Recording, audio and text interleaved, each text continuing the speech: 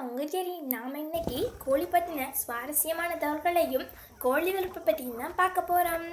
அதாவது கோழி என்பது காடுகளிலும் மனிதர்களால் வீடுகளிலும் அதற்கான கோழி பண்ணைகளிலும் வளர்க்கப்படும் ஒரு அனைத்து முன்னி பறவையாகும்.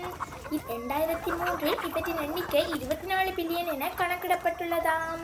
இது உலகில் உள்ள எந்த ஒரு பறவையை காட்டிலும் அதிகமான எண்ணிக்கையாகுமாம். உலகிலுள்ள எல்லா கோழி இனங்களும் இந்தியாவை தாயமாக கொண்ட சிவப்பு காட்டுக்கோழியிலிருந்து தான் தோன்றியதாக கூறப்படுகின்றது. பொதுவாக இறைச்சிக்காகவும் முட்டைக்காகவும் கோழிகள் வளர்க்கப்படுகின்றது. இந்த காட்டில் அவை நிலத்தை கிளறி விதைகள், பூச்சிகள் மற்றும் சற்று பெரிய விலங்குகள், பல்லி, எலி போன்றவற்றை உண்ணும். கோழிகளின் ஆயுட்காலம் பொதுவாக 5 முதல் 10 வருடங்களுக்கு அவற்றின் சாதிக்கேற்ப வளரும்.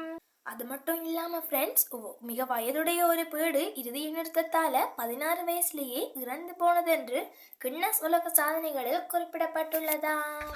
கோழிகள் சமூக நடத்தை கொண்ட ஒன்றாக கூட்டமாக வாழும் பறவையாகும். அவை அடைகாத்தலிலும் குஞ்சுகளை வளர்ப்பதிலும் இனத்துக்குரிய அணுகுமுறை கொண்டவை. கூட்டத்திலுள்ள தனி குஞ்சுகள் ஏனையவற்றை ஆதிக்கம் செய்யும். அதனால் அவை உணவை அடைதலிலும் இடத்தை தெரிவு செய்வதிலும் முன்னுரிமை பெற்றுவிடும். பேடுகளை அல்லது சேவலை இடத்திலிருந்து நீக்குதல் தற்காலிகமாக கூட்டத்தில் சமூக ஒழுங்கில் குழப்பத்தை ஏற்படுத்திவிடும். கூடு சிறியதாக இருந்தால் ஒன்றுக்கு மேல் ஒன்று முட்டையிட வழி ஏற்படுத்தும். சேவல்கள் கூவுதல் மற்றிய சேவல்களுக்கு இடம்பெற்றிய சமிக்ஞையாக இருக்கின்றது. ஆயினும் கூவுதல் அவற்றின் சுற்றுவட்டத்தில் ஏற்படும் திடீர் குழப்பத்தினாலும் இடம்பெறும். பேடு முட்டையிட்டதும் பெரிதாக கொக்கரிக்குமாம். அத்துடன் தன் குஞ்சுகளை அழைக்கும். சேவல் உணவை கண்டதும் அது குஞ்சுகளை கூப்பிட்டு உண்ணவிடலாம். இதனை உயர்தோணியில் கொக்கரித்து உணவை மேலே எடுத்து கீழே போடுவதனூடாக செய்யும். இது தாய்க்கோழியிடமும் காணப்படும் ஓர் பழக்கமாகும். ஓகே ஃப்ரெண்ட்ஸ், நான் எனக்கு தெரிஞ்ச கோழியின் வாழ்க்கை முறையை பற்றி நான் உங்ககிட்டையும் சொல்லிட்டேன். இனி நாம கோழியின் வளர்ப்பு முறையை பற்றி தான் பார்க்க போகிறோம். கோழியானது பண்ணை மூலமாகவும் பண்ணை இல்லாமலும் வளர்க்கப்படுகிறது. வணிக நோக்குடன் வளர்ப்பதற்கு பண்ணை முறையே உகந்ததாம். பண்ணை முறை கோழி வளர்ப்பை 2 வகையாக பிரிக்கலாம். அவை கூண்டு முறை, கூண்டு இல்லா முறை என்பனவாகும். கூண்டு முறை முட்டையிடும் கோழிகளுக்காக பயன்படுவதோடு கூண்டு இல்லா முறை இறைச்சி கோழிகளுக்காக பயன்படுத்தப்படுகிறது. இவைக்கு கட்டற்ற கோழி வளர்ப்பு முறையில் உணவு வழங்கப்படுகிறது. இம்முறையின் கீழ் சிறிய அளவிலான கோழி வளர்ப்பு முறையும் மேற்கொள்ளப்படுகின்றது.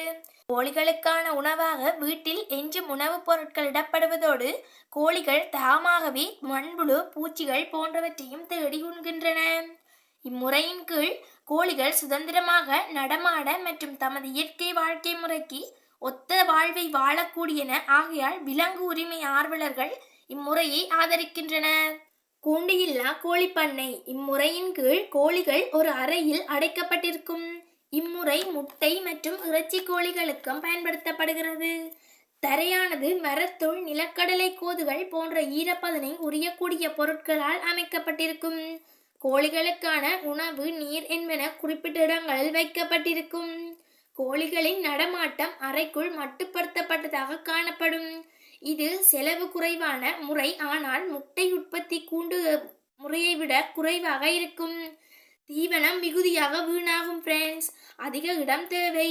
கூண்டு முறை. இம்முறையின் கீழ் முட்டையிடும் கோழிகள் சிறிய கூண்டுகளில் அடைக்கப்படும்.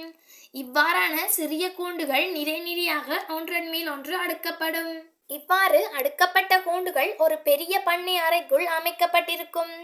கோழிகள் 18 தொடக்கம் 20 வாரங்கள் வயதான போது கூண்டுகளில் அடைக்கப்படும்.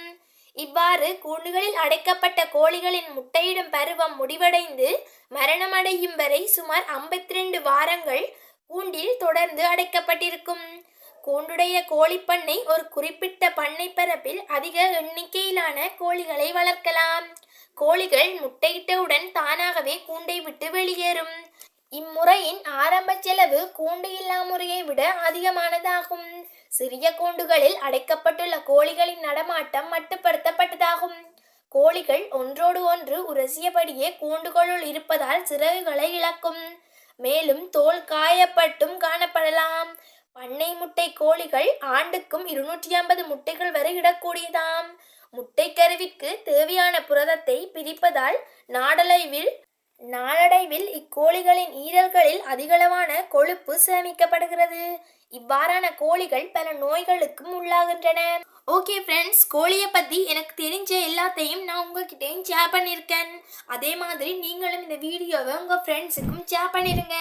அப்படி எங்கள் சேனலையும் சப்ஸ்கிரைப் பண்ணிடுங்க ஃப்ரெண்ட்ஸ். இதே மாதிரி இன்னொரு வீடியோவில் சந்திக்கிறேன். Bye friends.